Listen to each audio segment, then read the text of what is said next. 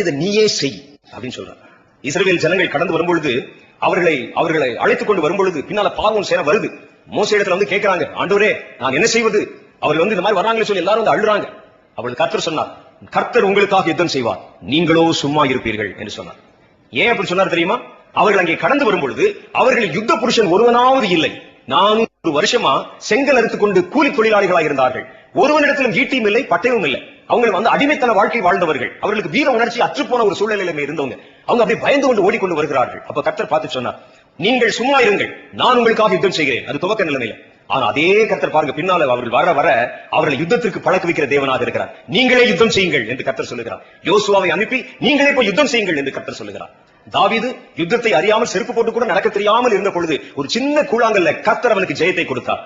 ஆனால் அதே தாவீது சொல்லுகிறார், வெண்கல வில்லும் என்னுடைய விரல்களால் வளையும்படி கர்த்தர் என் கைகளை யுத்தத்திற்கு பழக்க வைக்கிறார் என்று சொல்லுகிறார். அல்லேலூயா.